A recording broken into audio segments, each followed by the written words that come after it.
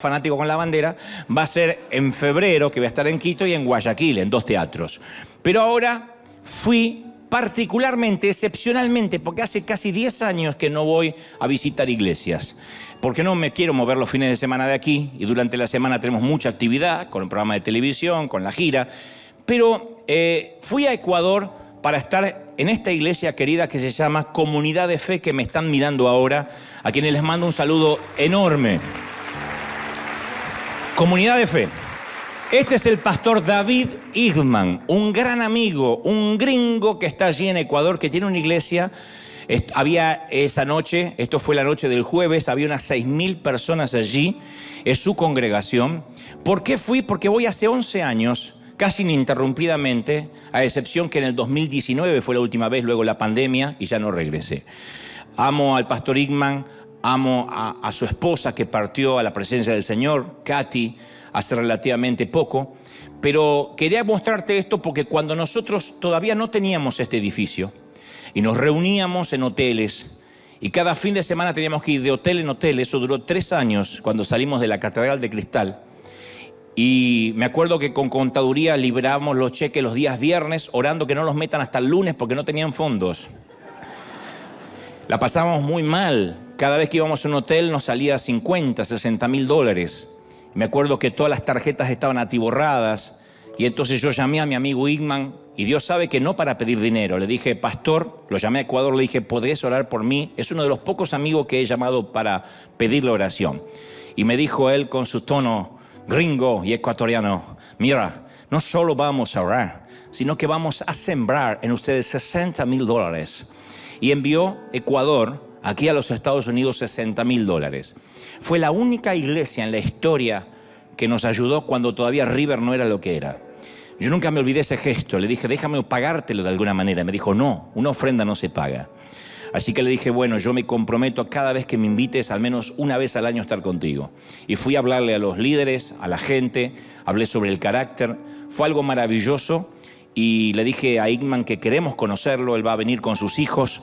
Le dije, queremos que la iglesia te conozca porque es un gran sembrador, porque nos ayudó cuando nadie nos ayudaba, cuando nosotros no enviábamos dinero al mundo, sino que estábamos muertos de hambre, no teníamos cómo pagar ni el sonido ni las luces. Ecuador, la iglesia Comunidad de Fe nos ayudó. Esto es caballerosidad, nunca se olvidó.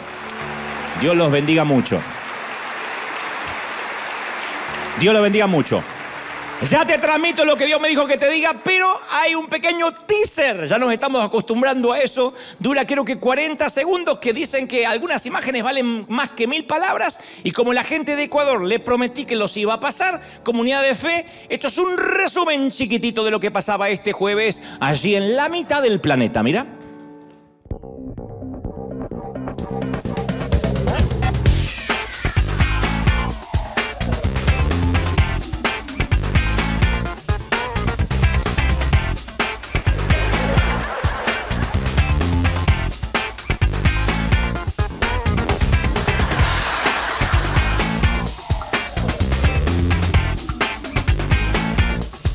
Estoy absolutamente persuadido y convencido de que Dios tiene propósito con tu vida.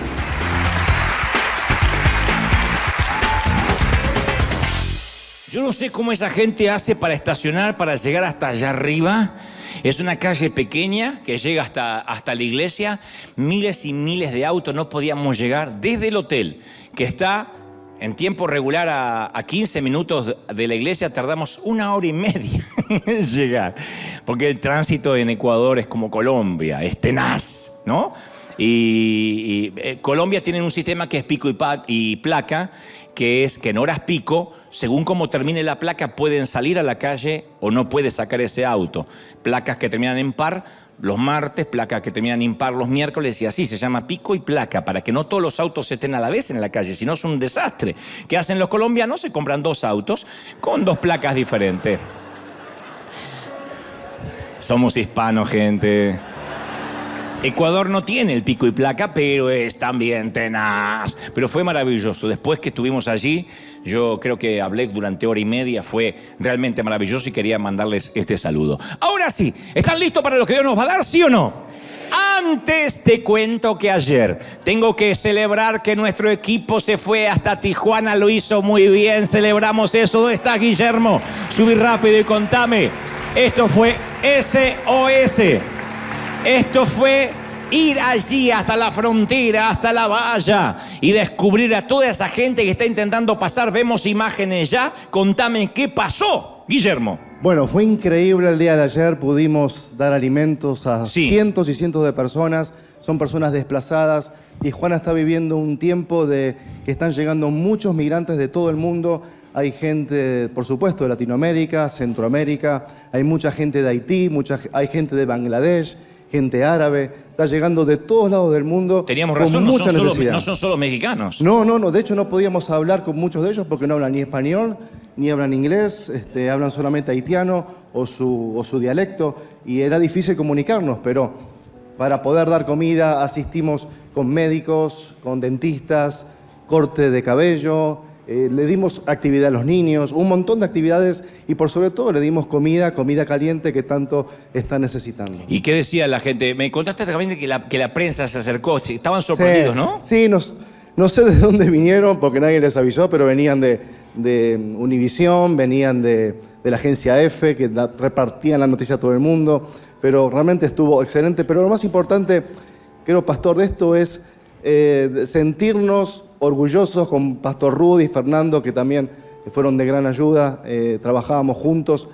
Los voluntarios que tenemos acá, quiero destacar cada uno de ustedes, están repartidos por todos lados. No, es increíble. Mirá.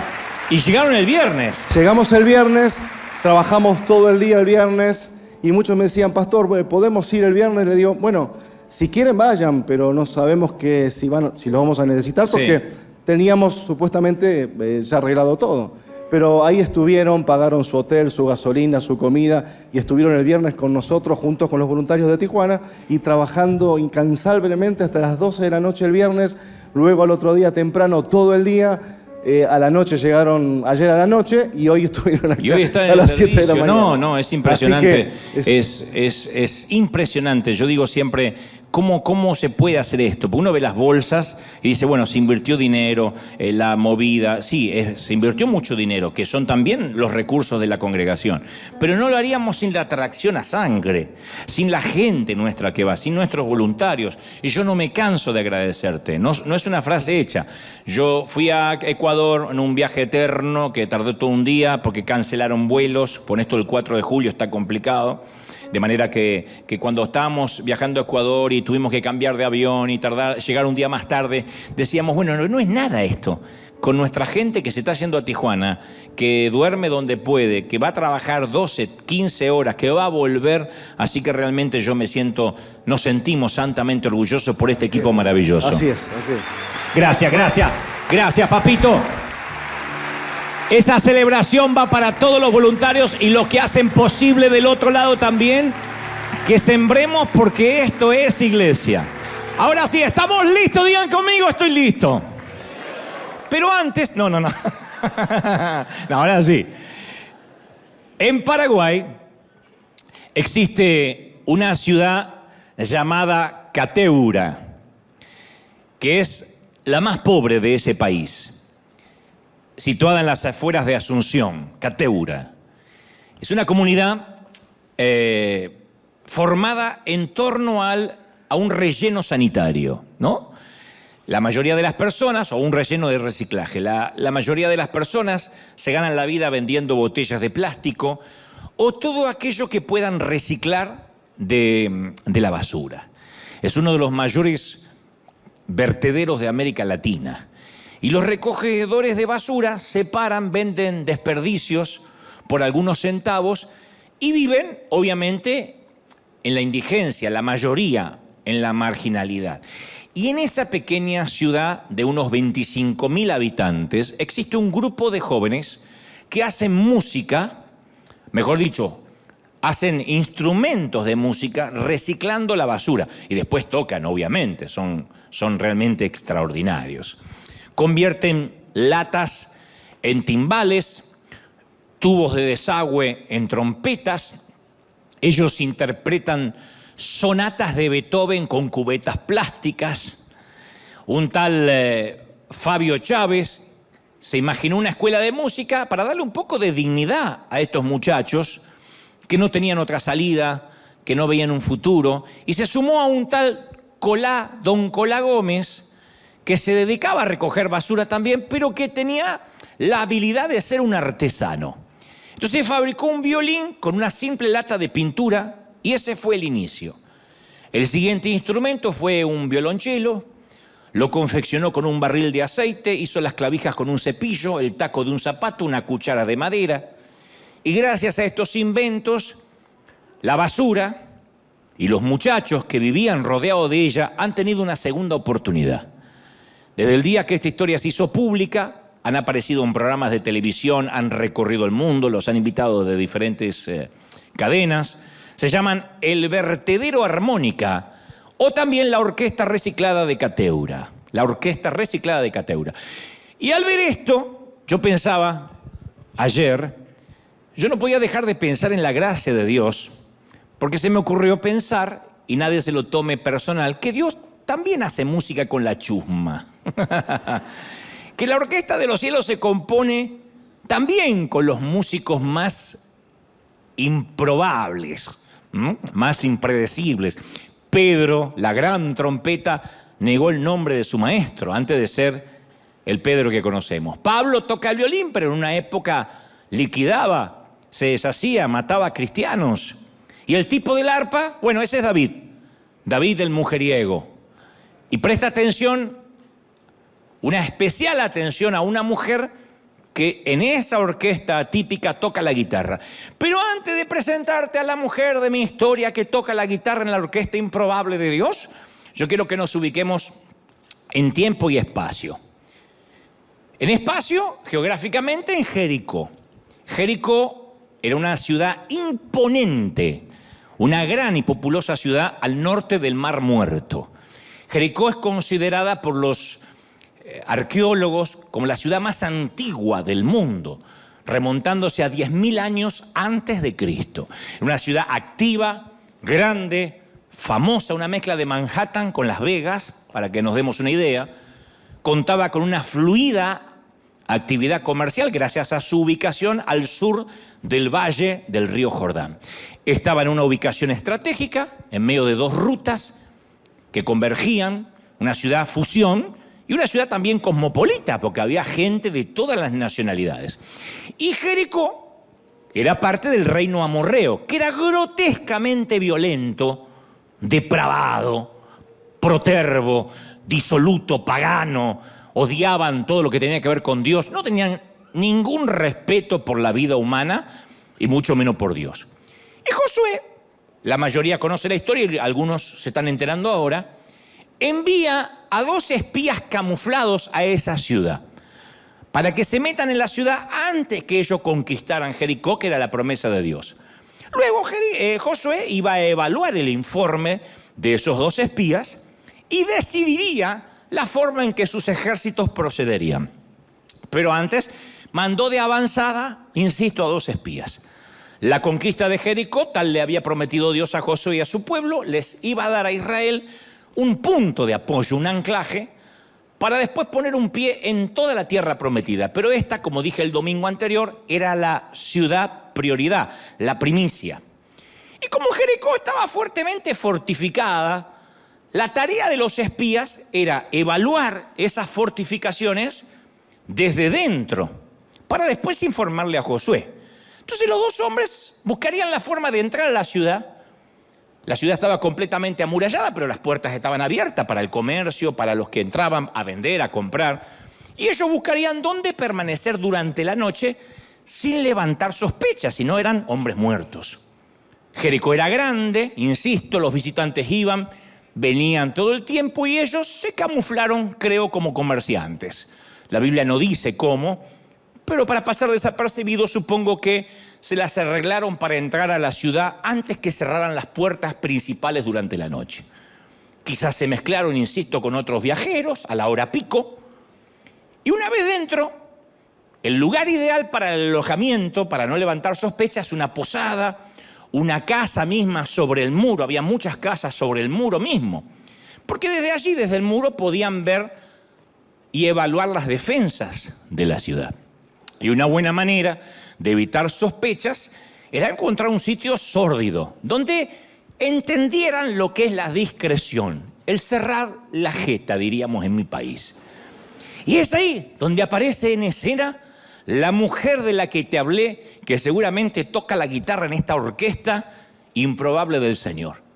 Y su historia ocupa el segundo capítulo entero de Josué. Dice la Biblia en el segundo capítulo de Josué que Josué envió 2 espías secretamente y les dijo: vayan, reconozcan la tierra en Jericó.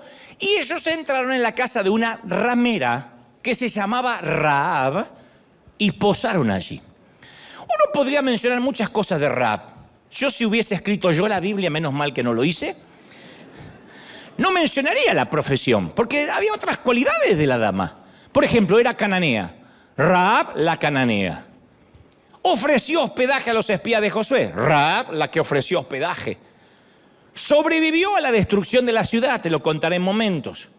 Fue injertada en la cultura hebrea, también te lo contaré en momentos. Así que no necesitamos remarcar su profesión. La primera vez que yo prediqué sobre esta mujer la llamé al mensaje El Hilo Rojo, que está disponible en nuestro sitio web.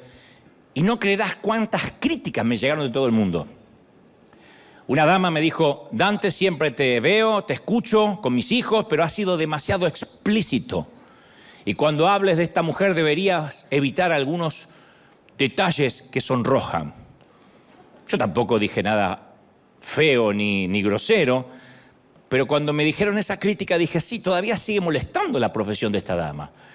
Voy a las Escrituras y entiendo que de las 8 ocasiones que se la menciona en la Biblia, en 5 se la presenta como ramera. De las 8 que la menciona, en 5 dice prostituta. Yo digo, una sola vez no era suficiente, ya entendimos. O esa referencia no podía haber sido matizada, digo, con un eufemismo tipo algo más delicado. Rahab, la mejor anfitriona de Jericó. Rahab, la divertida que hacía sentir bienvenido a todo el mundo. No sé, disfrazar su profesión, disimularla, enmascararla un poco para que después la podamos predicar con tranquilidad y las hermanas no se asusten. Ponle un poco de corrector a esta imperfección bíblica, higienizar un poco, ¿no? La Biblia. Ay, por favor, claro. Yo le diría al escriba: y no menciones el burdel. Di que es una posada. Con los años se creerá que fue un hotel. O en todo caso, haz como Disney. Cuando en 1990 compra el guión de Mujer Bonita y lo transforma en un éxito de taquilla. Disney, poniendo de ejemplo en su película a Julia Roberts, tuvo la idea de hacer ver el trabajo de la prostitución como algo glamoroso, poniéndolo en la piel de esta gran actriz. Y el mensaje que dio la vuelta al mundo con esa película que batió los récords de taquilla era: si eres una prostituta, igual podrías tener una grandiosa historia de amor con alguien como Richard Gere. ¡Oh!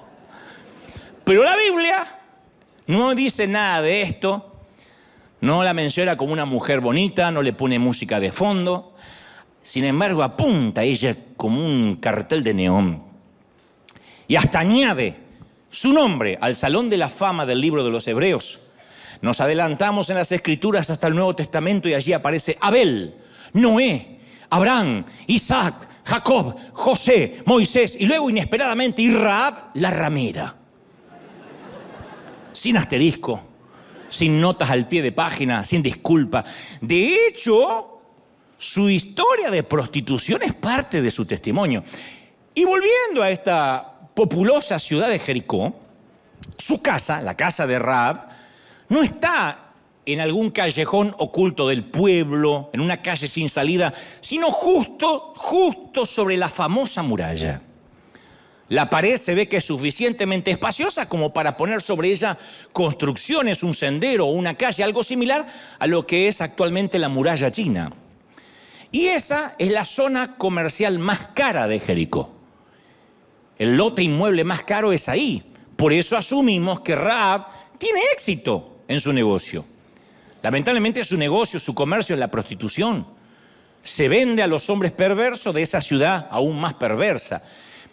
Y tanto ella como su casa son muy conocidas. Todos conocen el camino al burdel del Muro. Los que han ido y los que han oído de a oídas.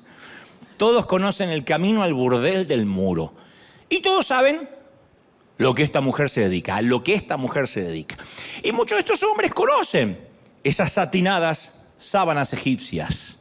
Lo que pasa es que sus esposas no lo saben, pero han estado en esas resbalosas y satinadas sábanas. Ella, la mujer, piensa que no tiene ninguna misión en la vida, que no sirve nada más que dar placer a unos transeúntes a cambio de dinero. Es una mujer sin moral, obviamente, vive en una cultura pagana, se dedica a todo lo que Dios detesta.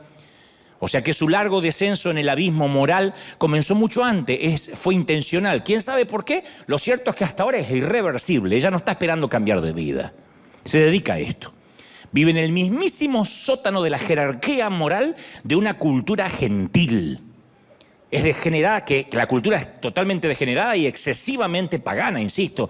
Pero la providencia divina, Dios, va a llegar al burdel de la muchacha y ese burdel va a ser uno de los ejes del triunfo militar de Israel. Y aquí es cuando la historia se pone interesante.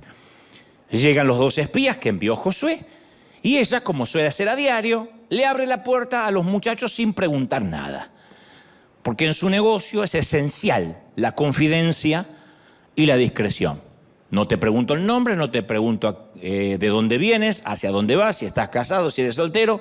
Vienes a buscar diversión y eso me vas a encontrar. Además, si quieres pasar desapercibido, la mujer lo sabe, un prostíbulo es lo ideal. Los burdeles, a través de la historia, han tenido la política de no preguntar nada, de no investigar acerca de con quién se están inmiscuyendo. Los invita a entrar, tal como hace con el resto de los clientes. Desde luego, los israelitas no sacan ventaja de eso, no dicen, bueno, ya que estamos de espía, aprovechemos un ratito. No. Quizás fue eso mismo lo que ganó la confianza de la muchacha. No están allí para usarla, están en misión, son soldados. No van a abusar de ella, son tipos serios, sobrios. Y no vinieron a divertirse ni a pasar un buen rato. De hecho, son 2 caballeros y la tratan con muchísima caballerosidad y con mucha dignidad. Entonces la casa de Rahab era perfecta para los propósitos de estos 2 soldados. Porque el puesto donde está ubicada su casa permite mirar de cerca la muralla, que es la defensa principal de la ciudad que Israel pretende conquistar. A sus espaldas hay otra ventana desde la que se ve la vastedad del desierto regado por el Jordán. Pero la ubicación de la casa de la dama hace posible una rápida huida de ser necesario. Si están metidos más dentro de la ciudad, en el riñón mismo, les va a costar escapar si las cosas salen mal. Por eso ese es el lugar ideal. Y para alguien, seguramente un cliente regular del burdel, le parece que estos tipos son algo extraños, actúan algo extraños. Se dieron cuenta porque cuando Rahab abre la puerta, ellos entraron de manera muy caballerosa y así no entran los que van a consumir los despojos humanos de una mujer a cambio de dinero. Su manera de entrar, de caminar, les hizo pensar a este husmeador chismoso que algo andaba mal. Además, la mayoría de los lugareños se mantenían en guardia respecto a los intrusos porque les dieron órdenes estrictas de informar al rey sobre cualquier movimiento sospechoso porque han visto que todo Israel está acampando alrededor y en cualquier momento pueden querer entrar. El rey funciona de la misma manera que un alcalde, que un intendente en nuestros países. Este en particular tiene el control militar. Dice que fue dado aviso al rey de Jericó diciendo, he aquí, 2 hombres que presumimos son de Israel, han venido esta noche a espiar la tierra. Eso lo relata Josué, capítulo 2, versículo 2. Apenas el monarca, el rey, se entera que los espías se están escondiendo en casa de esta dama de dudosa moral, envía soldados a arrestar a los 2 tipos. Así que ahora podemos ver una docena de hombres escurriéndose por un estrecho camino de adoquines en la zona roja de Jericó. Es muy tarde, promedia la medianoche, y en la zona roja no solo hay prostíbulos como el de Raab, sino que hay tabernas alumbradas con antorchas que aún están abiertas y algunos parroquianos un poquitito pasados de copas y de tequilas mexicanos. Todavía no se había inventado el vino Malbec argentino, así que el resto de las bebidas emborrachan rápido. La cuadrilla se detiene frente a la puerta de madera de un edificio de piedra contiguo a los famosos muros de Jericó. Y el capitán toca la puerta. Y Raab responde. Y allí la vemos. Ella tiene muchas capas de maquillaje, mucha sombra en sus ojos pardos. Su voz es ronca gracias a que toda la vida fue fumadora. Así que se coloca una mano en la cadera adornada con las joyas del Medio Oriente, mientras sostiene un martini seco en la otra. Y mientras mastica chicle con la boca abierta dice: lo siento, muchachos, estamos completamente llenos esta noche. Ya viene.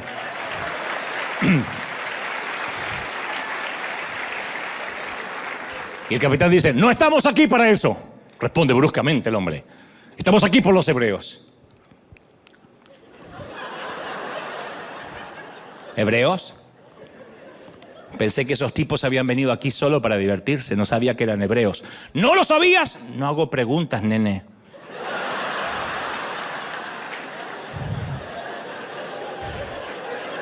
Yo no sé cómo voy a salir de esto.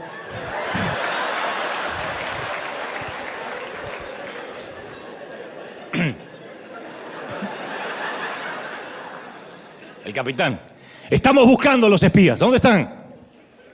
Y Raab da un paso hacia afuera, mira hacia la izquierda, hacia la derecha, y luego baja la voz y dice en un susurro: se acaban de ir. Se escabulleron antes que se cerraran las puertas. Si se apuran, seguro los agarran. Y los soldados del rey dan media vuelta y salen corriendo. La rapidez mental de Raab salva a los espías.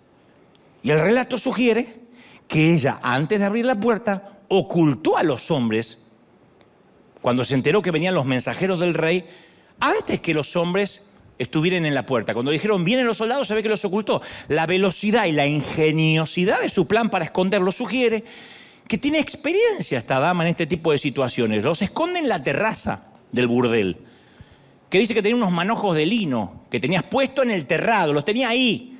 No es que ella esperaba a los espías. Esos manojos están allí con un propósito, en caso de que una esposa celosa viniera a buscar a uno de sus clientes. Ella garantizaba la discreción. Pero además el escondite esta vez servía para un propósito alto y santo. Entonces los mensajeros del rey registran la casa sin orden de cateo. Y al no encontrar a los hombres que buscan, no se van a subir a la azotea, no se les ocurre. Se lanzan tras el rastro falso que les dio la mujer, que los lleva hasta los vados del Jordán. Y mientras que ellos dan vuelta a la esquina y desaparecen, Raab se apresura y sube las escaleras del burdel y llega al techo donde está escondiendo a los espías. Le dice: ya no hay moros en la costa, muchachos, me los saqué de encima. Y ahí ella le da un testimonio explícito de la fe que la motivó a hacer lo que acaba de hacer. Porque ella pudo haber tenido una buena recompensa monetaria de parte del rey por entregarlos. Vive del dinero. Pero ella le explica el motivo por el cual decidió ayudarlos. Les revela por qué decidió cuidarlos y protegerlos. Entonces escucha lo que esta dama de reputación dudosa de Jericó le dice a estos caballeros, según lo relata el libro de Josué. Dice: sé que Jehová les ha dado toda esta tierra, porque el temor acerca del Jehová de ustedes nos invadió a todos nosotros. Todos los moradores de este país han desmayado emocionalmente a causa de ustedes. Todos hablan de ustedes, porque hemos oído que Jehová hizo secar las aguas del Mar Rojo delante de vosotros, hizo ahogar a los egipcios que los perseguían. Nos contaron las cosas que ustedes le hicieron a otros ejércitos, a otros 2 reyes en particular, porque Dios pelea con ustedes. Así que oyendo el chismerío, nuestro pueblo, todo lo que ustedes hicieron y Dios hizo por ustedes, nuestro corazón desmayó. No quedó aliento alguno en los hombres de aquí, porque conocen que ustedes vienen con Jehová y que el Dios de ustedes es el Dios de arriba en los cielos, pero también el Dios de abajo en la tierra. Así que os ruego, dice la dama, os ruego, aquí viene la petición, les ruego que me juren por Jehová. O sea, ya creían en Jehová, a pesar de ser pagana, porque dice, júrame por Jehová, que así como yo acabo de hacer misericordia por ustedes y les acabo de salvar el pellejo, ustedes harán lo mismo por mí, por mi padre, mi madre, mis hermanos. Me darán una señal de seguridad, salvarán a mi familia. Y cuando ustedes conquisten esta ciudad no nos matarán, librarán nuestras vidas. Y los caballeros responden, claro que sí, nuestra vida responderá por la tuya. Si tú no contaras nada de que estuvimos aquí, si no nos vas a denunciar, cuando Jehová nos haya dado esta tierra, nosotros haremos contigo misericordia. Es lo mínimo que podemos hacer, lo acabas de hacer recién. Entonces la mujer, inmediatamente, luego de aceptar este juramento de los dos caballeros, los hace bajar por una cuerda, sostenidos desde lo alto de la muralla en medio de la oscuridad para que puedan escapar. Así que no solo la mujer tenía algunas cosas de lino allí para esconder a los clientes con esposas celosas, sino que también tenía una larga cuerda. No hay duda que en el pasado había organizado otras fugas, pero no de espías, sino de hombres infieles. Vino la vieja, escápate por atrás, y el tipo se tiraba, ¿no? Pero ahora las palabras de Rahab dejaron pasmados a los espías. Ellos nunca hubiesen esperado encontrar cobardes en Jericó. Ella le dijo, no, acá están todos temblando de miedo. Pero mucho menos esperaban encontrar fe en un burdel. Y así fue. Dios hace música con gente improbable. Ella había escuchado las poderosas evidencias de la supremacía de Dios sobre Israel en cuanto a cómo peleaba por ello en las batallas. Se había convencido que Jehová era el verdadero Dios. Dijo, juradme por Jehová. Los espías le hacen el juramento, que van a tratarla con misericordia cuando conquisten la ciudad, pero le ponen una condición, los espías también. Le dice, mira, tú tienes que colgar en tu ventana un cordón escarlata. Ahí por donde nos vas a hacer bajar, coloca un cordón escarlata que se pueda ver, un cordón rojo. El color lo hacía fácilmente visible desde abajo del muro. Y su apariencia, dicen los teólogos, evocaba a la señal carmesí de la sangre salpicada sobre los dinteles de las puertas en la primera Pascua. Pero para la mujer, para Rahab, el cordón rojo no tenía nada de místico, era solo el símbolo de su burdel. En el burdel, cuando el cordón rojo estaba colgado, significa que había disponibilidad, que no estaba ocupada. Cuando quitaba el cordón, significaba no molesten que estoy con clientes. Así que ella dijo, bueno, voy a colocar el cordón. Así que ella dijo, me comprometo a colgar. Y así fue que colocó en su momento ese símbolo, que casualmente, qué contrasentido, ¿no? O qué paradoja que el símbolo de su vida rota sería justamente aquello que la salvaría. Y luego los espías descendieron por medio de la soga, fuera de las murallas de Jericó. Rahab le aconseja que se escondan entre las montañas por un par de días hasta que cese la búsqueda. Y cuando los hombres salen de las montañas y regresan a Josué y le cuentan todo, Josué se pone alegre porque era lo que él esperaba escuchar. Le dice, mira, Josué, esta mujer nos contó que están todos muertos de miedo, que Jehová ha entregado toda la tierra en nuestras manos y los moradores del país desmayan delante de nosotros. Y Josué se envalentona y los muchachos y el resto de los soldados también. Entonces, cuando yo recuerdo esta historia maravillosa, encuentro aún más maravillosa la historia de la prostituta. Me parece magnífica y, aunque ustedes no lo crean, muy tierna. Porque al final de la historia es ella la que se salva. Y no solo eso, sino que ella salva a toda la familia. ¿Quién lo diría? No era el orgullo de sus padres, estoy convencido. No era el orgullo de sus hermanos a lo que ella se dedicaba. Sin embargo, ella es la que salva a toda la familia. De todos los reyes y personas importantes que había en Canaán, de todas las personas altamente educadas y probas, influyentes que vivían en Jericó, de todos los comerciantes y agricultores que honestamente trabajaban allí. De todas esas personas, Dios escoge hacer un pacto con una mujer rota, con una mujer cuya vida y moral están a la altura, hecha a pedazos. Las prostitutas de ese tiempo, como ahora, representan el eslabón más bajo de la cadena alimentaria de la sociedad. Yo digo siempre que la palabra ofensiva del idioma castellano, la más ofensiva, no es tonto, no es imbécil, no es botarate, no es alcornoque, ni francés. Eso por el último mundial. La palabra más denigrante que alguien pueda expresar es la manera que llaman a estas mujeres, y esa palabra resulta tan vulgar que pueden insultarte diciéndote solo que eres el hijo de una de ellas. Y ese insulto es el peor que te pueden dar si hablas en español. No obstante, a esa ramera Dios quería mostrarle su gracia.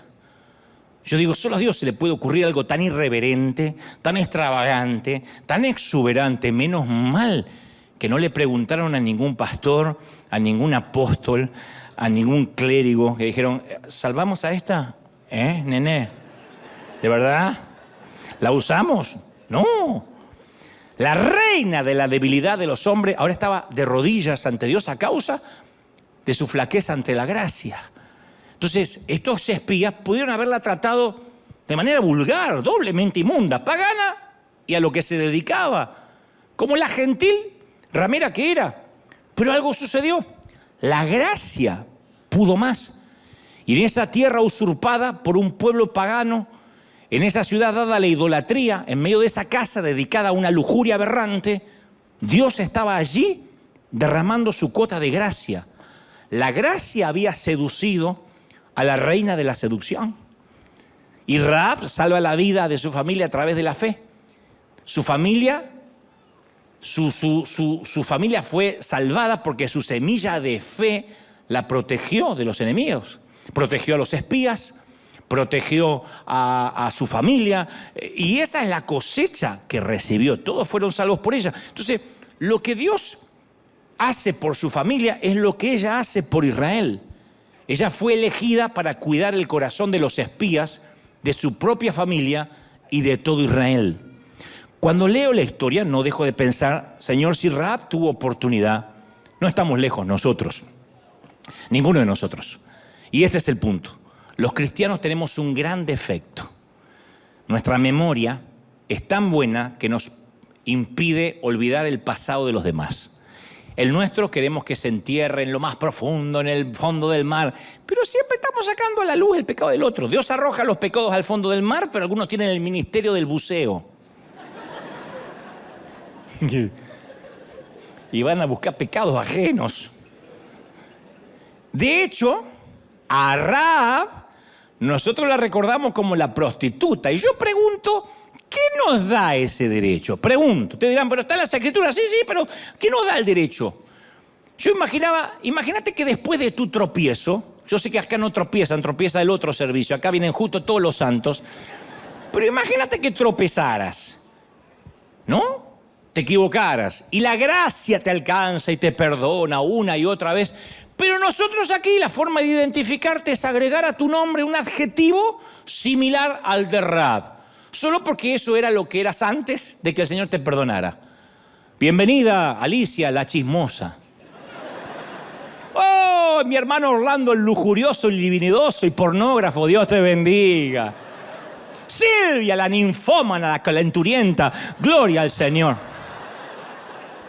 Espero que no haya ninguna que llame así y que tenga ese adjetivo, ¿no? Porque si no es profecía, palabra de ciencia.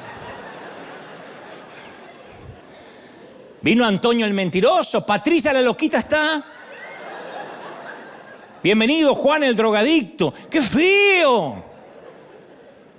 ¡Qué feo que nos pusieran el adjetivo de aquello a lo que nos dedicáramos antes de conocer al Señor o aquello que nos identificaba antes de encontrarnos con la cruz! Entonces yo digo, lo que derribó los enormes muros de Jericó no fueron las 13 vueltas aburridas del pueblo de Israel. Lo que destruyó a Jericó no fue el grito desaforado de las millones de personas que estaban afuera, ni el toque desafinado de los sacerdotes con sus shofares. No fue el...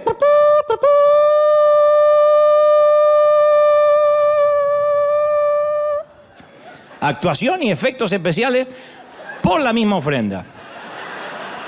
Lo que derribó los muros de la ciudad fue la obediencia. Los israelitas estaban altamente motivados a obedecer. ¿Por qué? Porque la fe de todos creció cuando recibieron el informe misionero de 2 miembros de la iglesia que fueron a la casa de una prostituta y que tenía fe en Dios. Yo creo que Josué no le dijo a todo el pueblo de dónde había venido la información. Porque el pueblo no hubiese creído si le hubiese dicho quién dio la información. Cuando vinieron los 2 muchachos dijeron, están muertos de miedo y los vamos a comer y los vamos a destruir y a pasar por arriba, Josué se alegró porque fueron las mismas palabras que él había dicho hace años atrás junto con Caleb, los comeremos como a pan. Pero creo que les dijo, mantengan la discreción de quién les dio la información. Porque en cuanto digamos que fue Rahab una prostituta, no nos va a creer nadie. Pero fue esta mujer la que abrió una brecha en el muro. Y ella le dio, insisto, a los espías refugio, comida y la fe de que Dios les iba a dar la ciudad. Esos tipos salieron envalentonados. No hicieron un recuento de soldados enemigos. No se fijaron los flancos débiles de los muros. Solo creyeron en esta mujer. Porque la mujer tuvo la revelación, fue la primera que tuvo la revelación de quién era Jehová de los ejércitos y que ese Jehová, como había estado en el pasado con Israel, iba a darle la victoria otra vez. Le creyeron a una pagana porque sus ojos hablaban de su convencimiento, ella estaba llena de fe. Y yo pienso, y estoy convencido, persuadido, que Dios aún camina los pasillos oscuros de nuestras ciudades, subiendo las gradas angostas por los muros del norte, a donde más nadie quiere ir para no afectar su reputación. Yo estoy convencido que en los últimos tiempos que son estos, Dios está levantando gente como Rahab, y por favor no te sientas ofendido, hablo de gente rota, independientemente a lo que se dedique. Que mientras que muchos se encierran en sus oxigenados templos desinfectados con cloro, Dios todavía se está dirigiendo a la casa de Rahab. ¿Y quién lo diría? Rahab encontrándose con Dios. O lo mejor dicho, Dios saliendo a la búsqueda de Rahab. ¿Qué posibilidades había que esto ocurra, gente? Que Dios descubra un corazón tierno en una ciudad endurecida. De todos los que pudo haber salvado. Que además tenía una ventaja, Rahab. Que a lo mejor la tienes tú ahora o la tenemos todos. Rahab no tenía nada que perder. Al cabo ella estaba en el peldaño más bajo. Ya había perdido su reputación, el respeto de su familia, el respeto de los vecinos, había perdido su posición social. La dama estaba en el fondo del pozo. ¿Qué tenía para perder más que pedir misericordia? Y a mí se me ocurre que tal vez es ahí donde te encuentras ahora, donde muchos de nosotros nos encontramos en algún momento de la vida. Puede que obviamente no vendas tu cuerpo, pero has vendido tu lealtad. Has vendido tu autenticidad y vives una hipocresía hace tantos años en un matrimonio sin amor. O de pronto has vendido tu honestidad y estás harta de vivir en la indiscreción, proscripto, con miedo a que te descubran. O has vendido tu ministerio.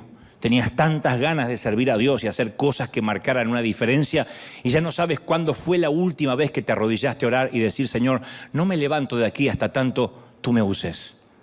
Has vendido tu atención y a cambio de un poquito de amor y de algunas migajas diste lo mejor que tenías, que es tu cuerpo o tu alma, lo que es peor, porque cuando te destrozan el corazón y juegan con tu corazón, como si fueran un castillo de naipes, te lo desmoronan y después es muy difícil volver a reconstruir. O has vendido tus talentos, todo lo que sabes hacer de pronto no lo estás haciendo para Dios hace tantos años.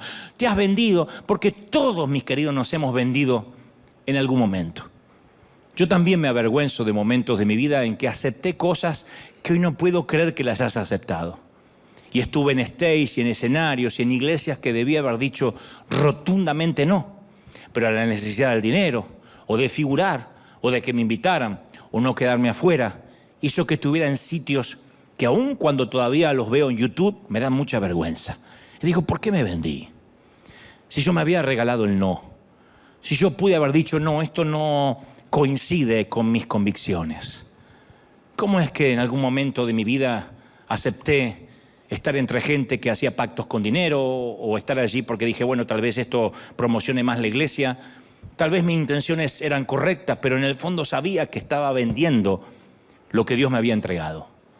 Y creo que aquí hay mucha gente que está diciendo, ¿sabes? Ahora que lo dices, yo también he pecado demasiado, he fracasado demasiado, me he tropezado con demasiada frecuencia. Ahora que lo dices, yo también siento que de alguna forma vendí lo que tenía. Tal vez tu pasado sea turbulento, es posible que tu linaje esté marcado por la inmoralidad de algún modo. No necesariamente porque sí o sí haya una prostituta en tu familia, pero todos tenemos o abuelas, o primos, o sobrinos que sabemos que tienen vidas disipadas, lujuriosas, o nosotros mismos hemos estado envueltos en esa lujuria. Y dices, honestamente, yo también, ¿sabes? Estoy en el basurero de la sociedad. ¿Cuál es la respuesta resumida en una sola palabra? Rahab. No Josué, no los israelitas, Rahab. Dios se ocupó de darle un capítulo completo en el libro militar de Josué para que no pensemos que la tierra prometida solo es para algunos pocos elegidos. Él coloca a esta mujer al principio del libro y si Rahab está ahí es porque River también va a estar, es porque nosotros podemos estar. Nos da esperanza, gente. Alguien tiene que decir, ese es mi Dios, esa es la gracia, la esperanza. Rahab recibe más pulgadas de tipografía que los sacerdotes, que el asistente de Josué, que los propios espías. Yo digo, si la cantidad y la cronología quieren decir algo en la teología, entonces la posición de Rahab me está diciendo esto. Dios tiene un lugar para las Rahab de este mundo. ¿Lo creemos, sí o no? Hay un lugar. Para los que se sienten rotos, para los que se sienten lastimados, hay un lugar específico. Dios no te olvida. ¿Cómo te ama el Señor? ¡Aleluya! ¿Cómo no te va a amar? Claro, resulta que los espías hebreos realmente eran misioneros. Eran evangelistas. Porque ellos, cuando subían por los muros o cuando entraban, pensaban que iban a hacer una exploración militar. Pero Dios no necesitaba un informe de reconocimiento. Si el plan de Dios era derribar los muros de la ciudad, le dijo, den vueltas, canten y toquen shofar. Y se van a caer como fichas de dominó los muros. Dios no necesitaba que Josué enviara un reconocimiento previo. De hecho, nunca Dios se lo pidió a Josué. Dios no envió a los hombres a pedir información necesariamente. Él envió a los espías para llegar al corazón de Rahab. Y si Josué sabe que la orden de Dios es enviar un equipo de avanzada, él cree que es para recalar información, pero es para alcanzar el corazón de la prostituta.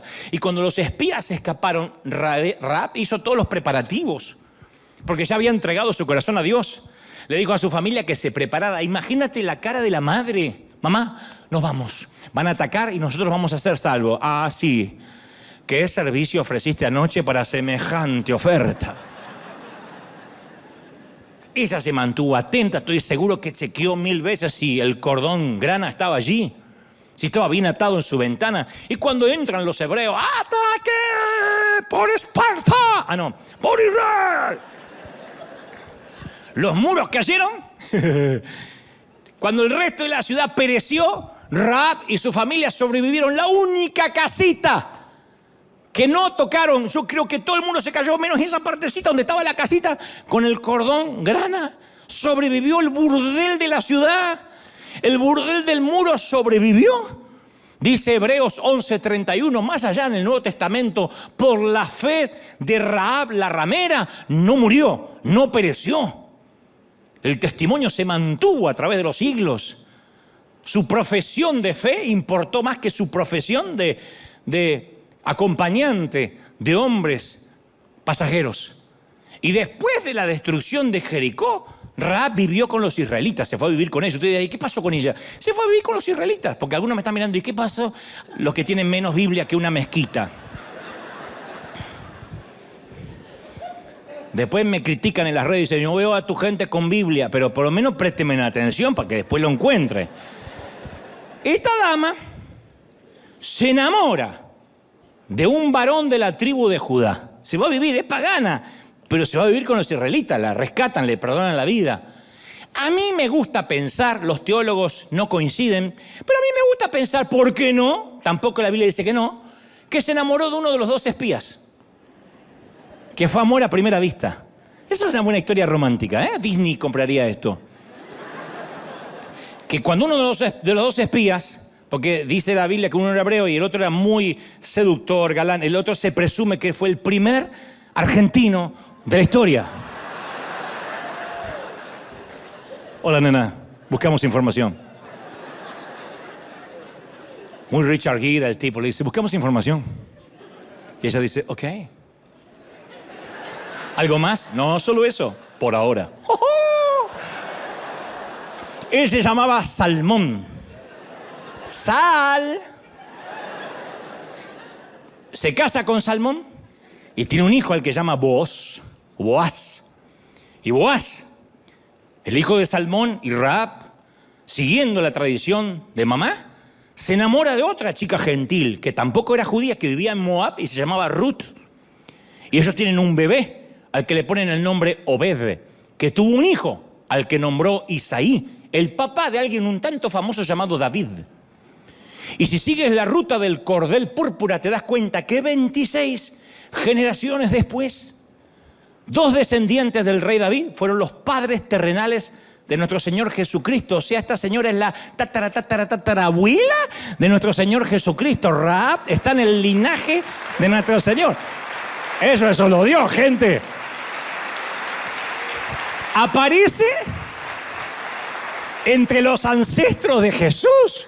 Y a Jesús no le da vergüenza ser descendiente de una prostituta, ¿eh? ¿A qué se dedicaba una de mis abuelas? Séntate, niño Jesús, que te cuento.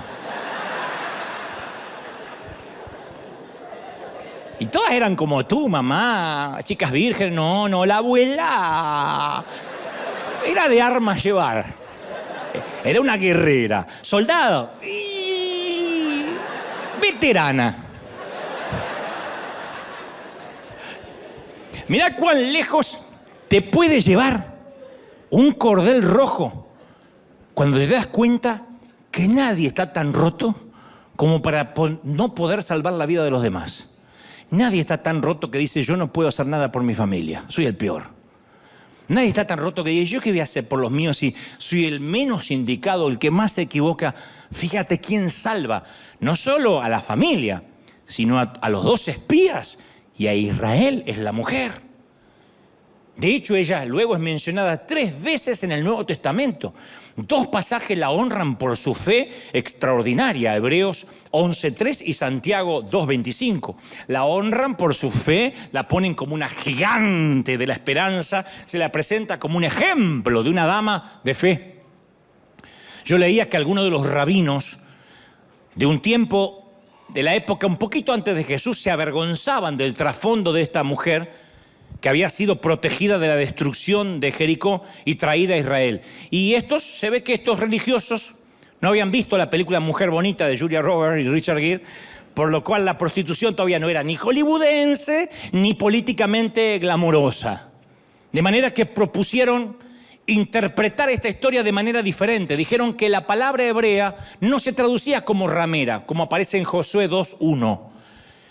Estos tipos mantuvieron, y esto lo mantuvieron por años, por siglos, decían que el término hebreo es similar a una palabra que significa alimentar, alegando que quizá Rahab era una posadera, una camarera. El problema es que la palabra hebrea solo puede significar una cosa, ramera.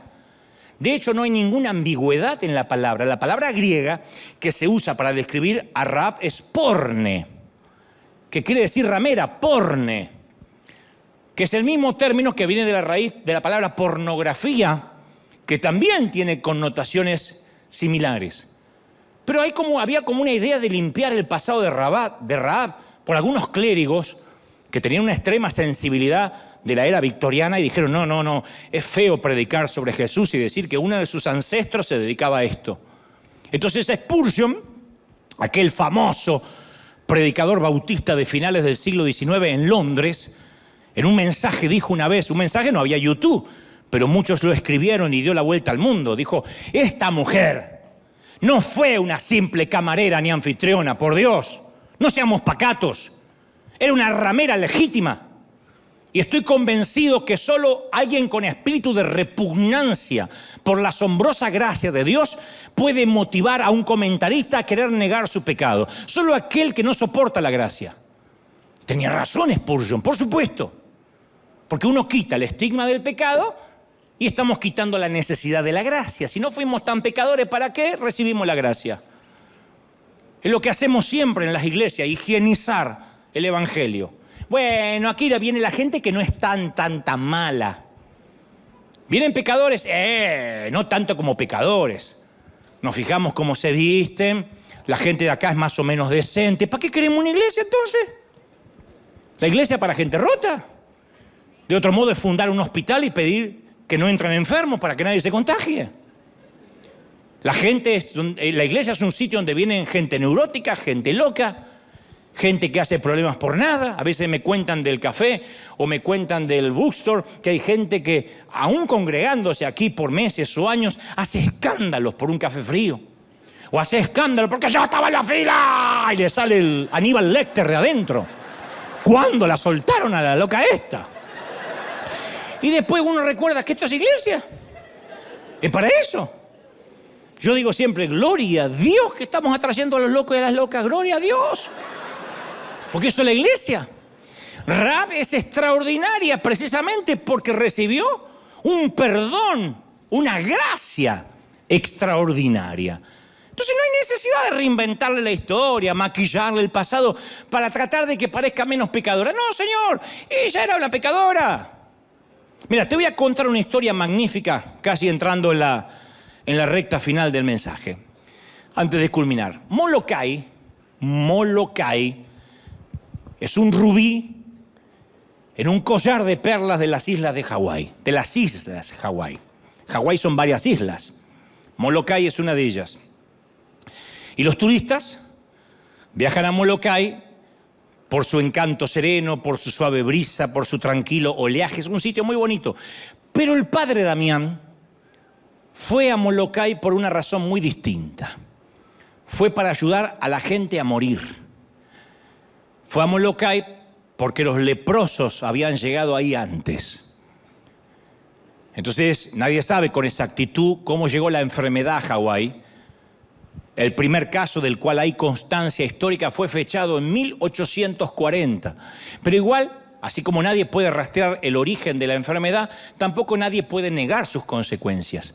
La lepra es desfiguración, descomposición, pánico, es la muerte a trozos. Y el gobierno respondió con una versión administrativa del Antiguo Testamento, la segregación. Depositaron a los enfermos en un enclave triangular de tierra llamada Kalaupapa. Y ahí en Kalaupapa, que es un sitio, está rodeado de 3 lados por agua y un cuarto lado por el mayor acantilado del mundo. O sea, es una prisión natural, sin rejas. Difícil de llegar, más difícil aún de salir. Y los leprosos vivían ahí confinados en una existencia repudiada, habitando en chabolas, en casas de láminas, con muy poquita comida. Los barcos se acercaban a la costa y los marineros tiraban provisiones al agua esperando que las cajas lleguen solas a tierra. Y si se pierden, se pierden. Nadie se quería acercar. La sociedad les mandó a esos leprosos, un mensaje claro. Ustedes no valen nada. Son peor que la casa del burdel. No tienen valor. Pero el mensaje del padre Damián fue diferente. Se sumergió en su mundo, vendó llagas, abrazó a los niños, enterró a sus muertos que iban muriendo a diario. Sus miembros del coro estaban vestidos con harapos, los fieles recibían la Santa Cena con manos amputadas. La lepra no solo les va quitando partes del cuerpo, sino que va haciendo que pierdan sensibilidad. Entonces pierden partes del cuerpo no porque se le caen, sino porque las ratas se la comen y ellos no tienen sensibilidad.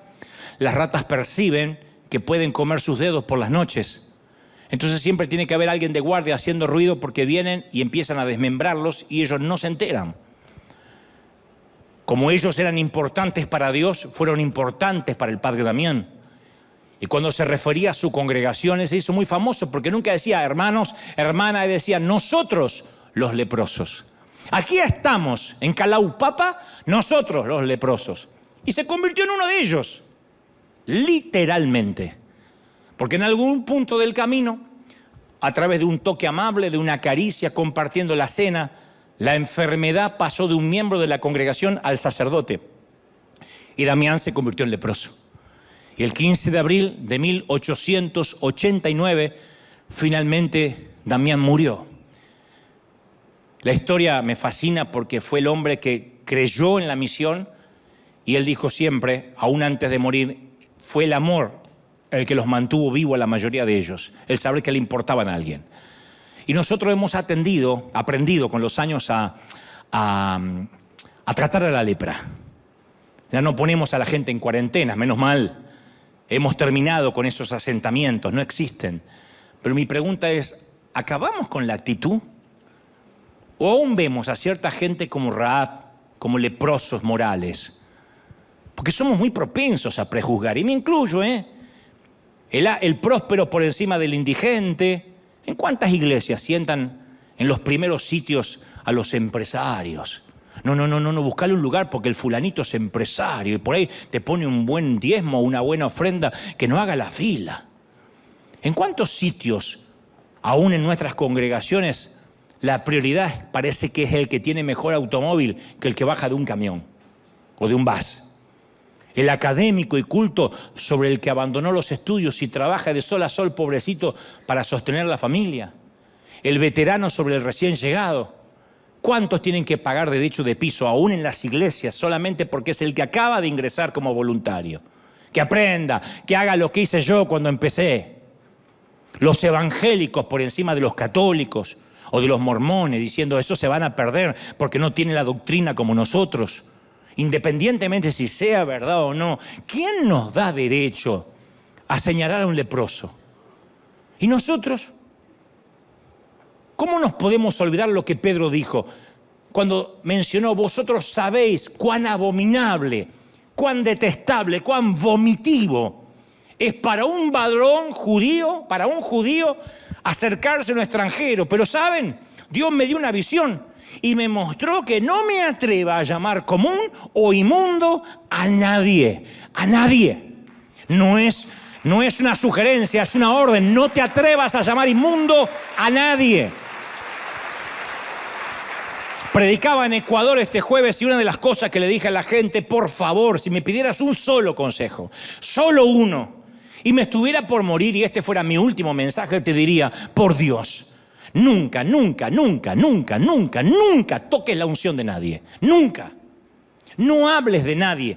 Y aun si ese hombre se equivoca, como se equivocó Saúl, que estaba endemoniado hasta los huesos, consultando con brujas, David dijo, Dios me libre de tocar a su ungido. David no respetaba necesariamente a Saúl, sino el aceite que había caído sobre la cabeza de Saúl, que casualmente era el aceite que había caído sobre su propia cabeza. Y si yo niego la unción de alguien más, estoy autonegando la que está sobre mí. Porque el mismo que me levantó a mí, el mismo que te levantó a ti, es el que levantó a otro, aunque nos caiga gordo. No podemos decir, si me cae mal a mí, seguro le cae mal a Dios. No funciona así. La vida sería mucho más fácil sin este mandamiento. No llames inmundo a nadie. Porque mientras que más podamos llamar a la gente inmunda, este es un perdido, este es un apóstata, ahí los podemos hacinar en nuestro Kalaupapa y olvidarnos. Todos tenemos un Kalaupapa, donde tenemos la gente indeseable.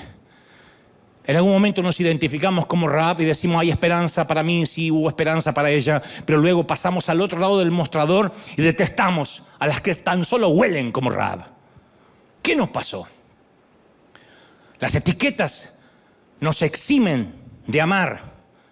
El encasillamiento nos permite lavarnos las manos. No lo voy a ayudar porque no tiene mi doctrina, porque no comparto ciertas cosas. ¿Conoces a Juan? Sí, pero es alcohólico. Traducción, prefiero mantenerme alejado de gente así. La vecina de al lado tiene una virgen colgada en la puerta, ¿sí? Traducción, ¿cómo no se da cuenta lo perdida que está? Prefiero no saludarla. Ah, la conozco, aquella está divorciada. Traducción, y algo habrá hecho para que el esposo la deje. Claro, clasificar a los demás siempre crea separación, segregación, y es una estrategia de fuga para evitar involucrarnos, para no tener que amar. Jesús tocaba a los leprosos, amaba a los extranjeros, por eso lo llamaban, ahí viene el bebedor de vino, amigo de publicanos, ahí viene el amigo de los pecadores, era un insulto. Pero el racismo no lo detuvo para hablar con una samaritana. Ni los demonios pudieron hacer nada cuando se acercó el endemoniado. En sus redes sociales tenía a Zaqueo, el maestro de la estafa, a Mateo, el recaudador del IRS o de Hacienda o de la FIP en Argentina. Algunas rameras que conoció en la casa de Simón lo seguían en Instagram, le ponían corazoncitos, emojis. Jesús pasó 33 años caminando entre los basurales de este mundo, caminando y abriéndose paso entre el vertedero de la humanidad. Apocalipsis 5:9 dice: Jesús, digno de recibir el rollo escrito y de romper sus sellos, porque fuiste sacrificado y con tu sangre compraste para Dios gente de toda raza, de toda lengua, de todo pueblo y de toda nación. Ese es nuestro Dios. ¡Aleluya! ¡Qué inspirador! ¿O no? Yo digo, yo leo esta Biblia, las Escrituras, pero sin higienizarla, sin querer oxigenarla, tal cual como está. Y veo que él ha usado toda clase de gente. Es un grupo ecléctico, es un grupo de gente tan diferente. Es una diáspora de razas, de credos, de etnias. Y él los usa todos para sus propósitos. Yo digo, yo tengo esperanza. Y ahí hay prostitutas, asesinos, perseguidores, mentirosos, ladrones, estafadores, analfabetos, ignorantes, ciegos, lisiados, suegras, argentinos. De todo. Todos metidos ahí. Yo digo que Dios nos conceda la gracia para tratar a las personas como Él las trató. Es mi única oración de aquí hasta que tenga que partir. Le digo, ayúdame, préstame un poquito de tus ojos. ¿Cómo los miras? ¿Cómo me miraste a mí? Tal vez Rahab,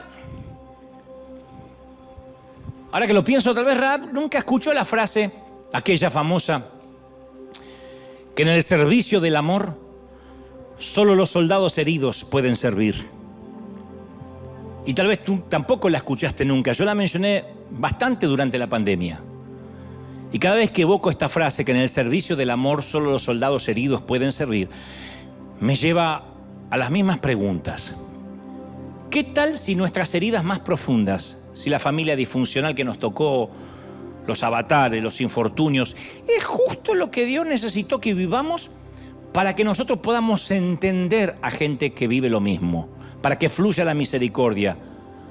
Yo no me imagino lo petulante que sería yo, lo orgulloso que sería si hubiese nacido rico o con padres funcionales, si me hubiesen dado mucho cariño en la infancia. Tal vez hoy sería de esos tipos insoportables que juzgan a la gente, que los exhortan. Si es que acaso me dedicaría a predicar, tal vez no estaría haciendo esto. ¿Qué tal si en lugar de tratar de arreglarnos a nosotros mismos y sentir culpa por lo que somos, nos dejamos que Él nos use así como somos, como Él quiere, para su gloria, por su misericordia? ¿Qué tal si el quebranto que a veces le pedimos a Dios que nos quite, de hecho es un regalo? Rahab, yo permito que por una temporada vivas así, porque así es como te quiero, entregada, sencilla, pidiendo misericordia. ¿Qué tal si las heridas que le imploramos a Dios que a veces nos sane, que nos quite, las cargas que suplicamos que Él remueva, son justos las circunstancias que nos capacitan para servir? Yo siempre digo, yo no serviría a Dios. ¿Cómo sirvo?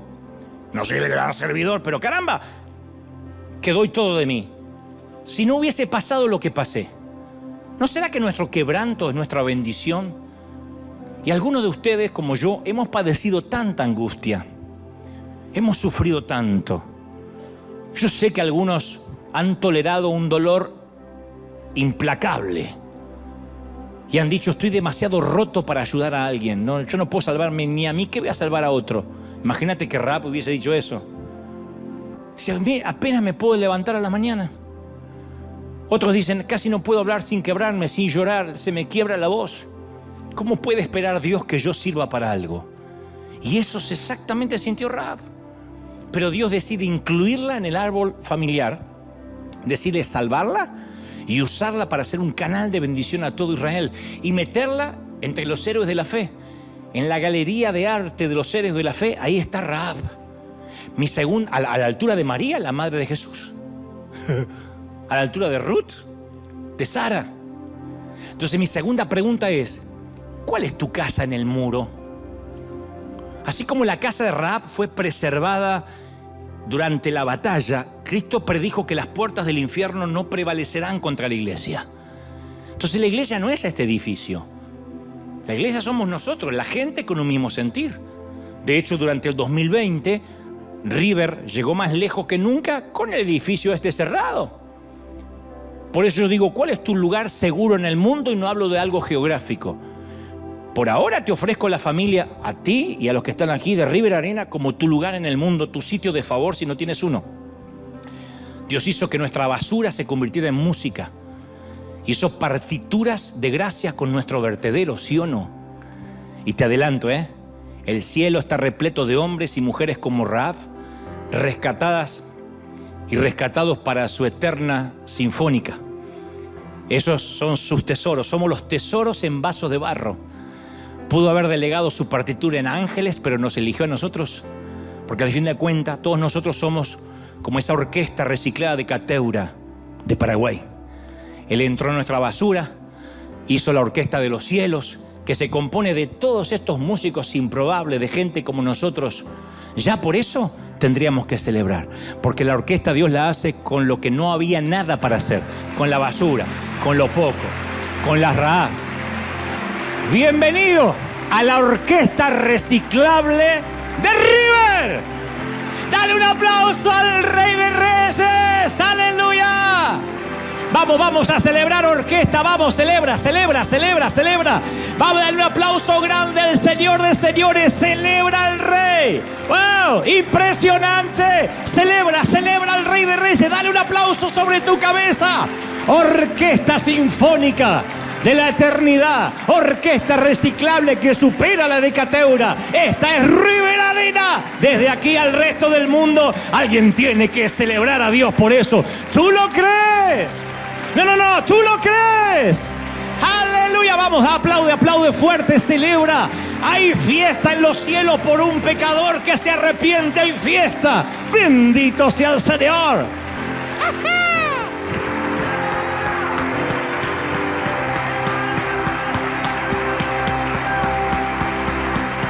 Exaltamos, Rey. Levanta tus manos al cielo, Padre. He hablado, he transmitido lo que creo me has dicho que diga. Deja que las lágrimas corran. Deja que el Señor termine de cerrar y suturar la herida.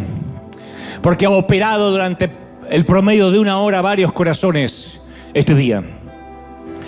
Y yo he hablado a tu intelecto, pero como digo siempre, he orado para que el Espíritu Santo llegue donde yo no puedo inmiscuir mis manos ni mi voz.